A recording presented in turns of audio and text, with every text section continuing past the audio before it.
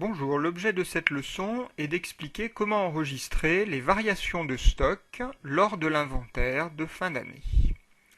Nous allons partir de l'exemple suivant. L'entreprise Fétou a d'une part une activité de production puisqu'elle extrait du miel de ses ruches qu'elle transforme en différents produits. D'autre part, cette entreprise a une activité commerciale puisqu'elle revend dans son magasin des produits qu'elle achète à divers fournisseurs. Au 31 décembre de l'année N, l'état de ces stocks est le suivant. Donc nous connaissons les stocks au 1er janvier et au 31 décembre. La constatation des stocks est une opération d'inventaire. Nous allons donc enregistrer nos écritures le dernier jour de l'exercice comptable. Ici, nous supposons que l'exercice comptable coïncide avec l'année civile. Par conséquent, ce sera le 31 décembre de l'année N. Ces écritures vont se faire en deux étapes. Nous aurons dans une première étape l'annulation du stock initial et dans une seconde étape la constatation du stock final. Pour annuler le stock initial, c'est-à-dire le stock du 1er janvier N, nous allons solder les comptes de stock qui étaient débiteurs des montants relatifs au stock du 31 décembre du précédent inventaire.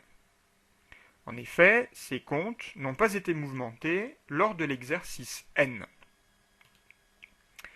En l'occurrence, ici, nous allons donc créditer les comptes suivants.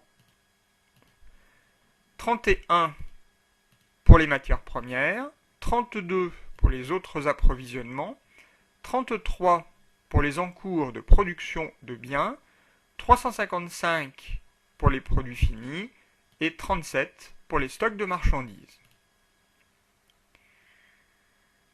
Au débit, nous allons constater la variation de stock dans des comptes de classe 6 ou 7.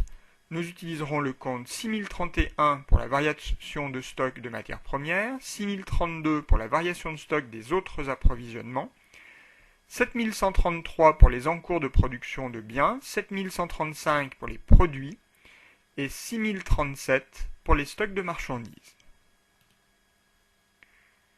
Une fois notre stock initial annulé, nous allons pouvoir, dans une deuxième écriture, constater le stock final, c'est-à-dire le stock du 31 décembre.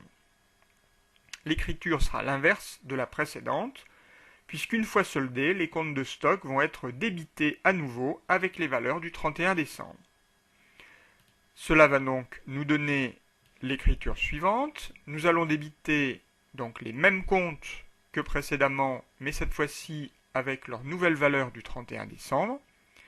Et nous allons, au crédit, utiliser les mêmes comptes de variation de stock que précédemment avec les valeurs du 31 décembre.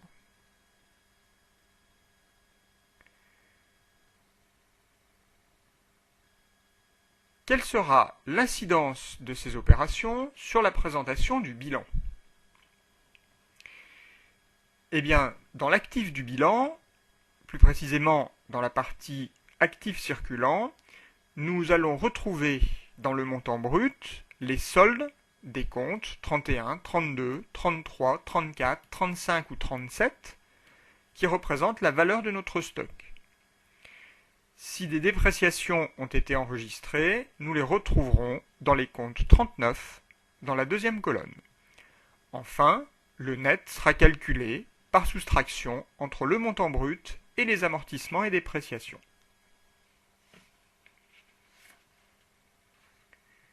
Dans notre exemple, le bilan au 31/12 aura l'allure suivante. Nous allons tout simplement y retrouver les montants enregistrés dans notre comptabilité au 31 décembre. Par conséquent, nous aurons en montant brut les valeurs que nous avons enregistrées ici, à savoir pour les matières premières et autres approvisionnements 30 700 € qui correspondent à la somme de ces deux premiers chiffres, puis sur les autres lignes, nous retrouvons les montants suivants.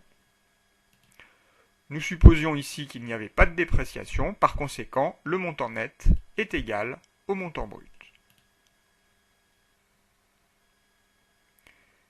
Quelle sera l'incidence de ces opérations sur la présentation du compte de résultat?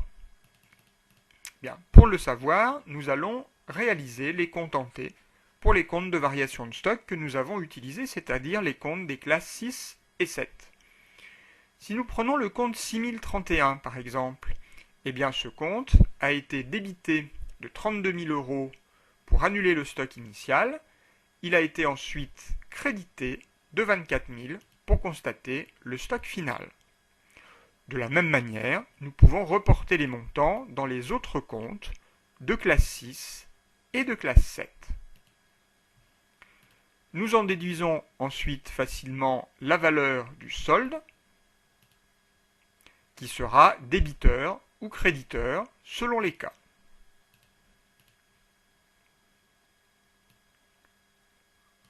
Ce sont ces soldes que nous allons reporter dans notre compte de résultat.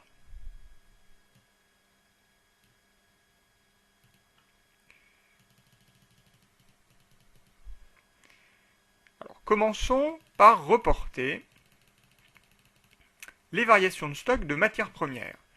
Ce compte est un compte de classe 6 qui présente un solde débiteur, c'est-à-dire le sens normal d'un compte de classe 6. Par conséquent, nous n'avons plus qu'à reporter les 8 000 € de variation de stock que nous avons calculés.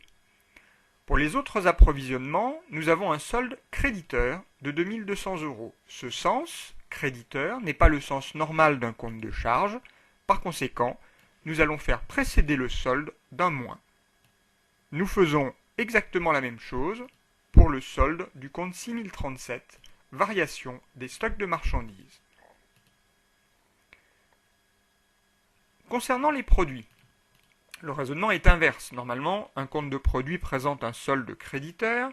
Par conséquent, le compte 7133, qui lui présente un solde créditeur, a donc le sens normal. Par conséquent, nous allons faire précéder ce solde d'un plus. Pour le stock 7135 qui est débiteur, c'est le sens anormal, si l'on peut dire. Par conséquent, nous allons faire précéder ce solde du signe moins.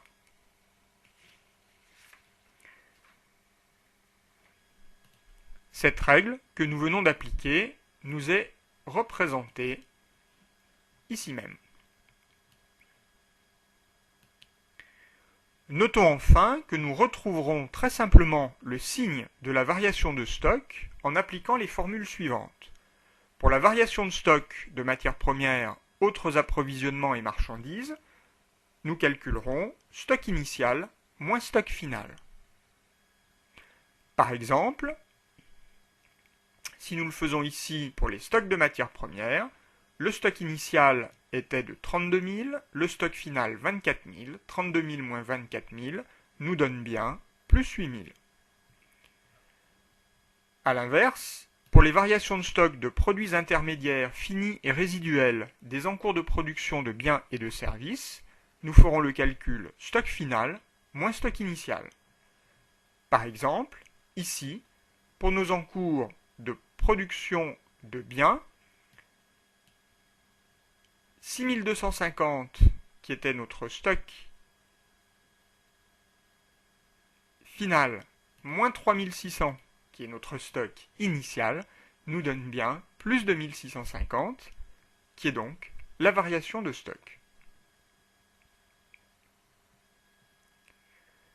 Nous noterons pour terminer que le choix de la méthode de valorisation des stocks, coût moyen unitaire pondéré ou première entrée, première sortie par exemple, aura une incidence sur le montant qui sera inscrit dans le compte de résultat et donc sur le résultat de l'année. C'est la raison pour laquelle l'entreprise ne peut pas changer de méthode d'une année sur l'autre en fonction des chiffres obtenus.